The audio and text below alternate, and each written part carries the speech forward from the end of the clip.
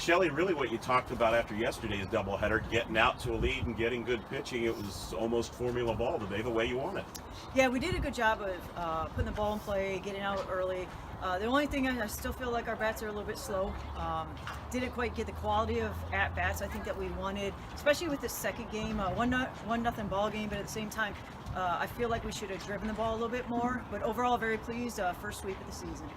What makes a difference with the hitting? I mean, obviously warmer weather helps for one thing, but what do you do to start getting the bats in the groove a little bit? Yeah, so tomorrow we're going to get more live at-bats in practice. I think seeing more live pitching is going to help us out a little bit. We've focused a lot on mechanics this past week, and I think we're a little bit in our own heads. So we're going to try and loosen that up and see live at-bats and get set before we take off to Nampa.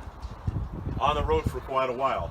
Is that a concern at all, or is that a chance to kind of build some team unity when you're on the road with nobody there for you? I don't think it's dependent on much. I think we kind of look forward to hitting the road, and we have the 4-game series over there, and then we bounce back with St. Martin's in Central, and Central's a really strong program. I know that they swept NNU this past weekend, so we'll do everything that we can. Defensively, I like where we stand right now. Our pitching has been fantastic.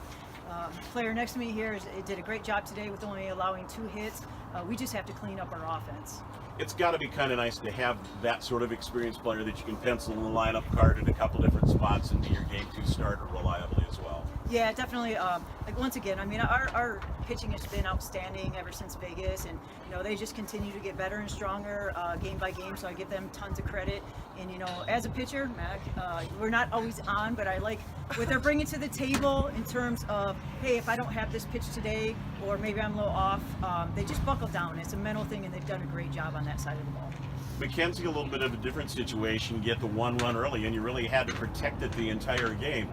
Does that affect what you do out in the circle with a narrower lead?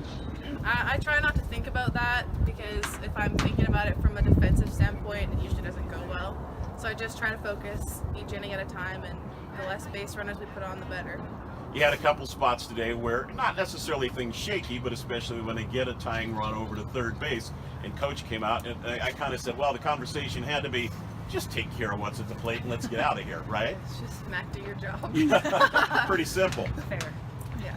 Is there anything for you in going against the Clan, coming from BC? Do you put a little extra emphasis when you go up against them at all? I mean, yeah, I don't know any of them because I'm a lot older than them, but I mean, it does feel good to beat the Canadians. Talk a little bit about this team now. As you said, as an older player, as a team leader, what have you noticed about this squad and how it's progressed so far this year?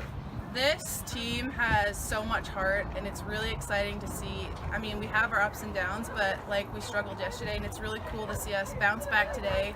And I think it all comes down to just heart and like the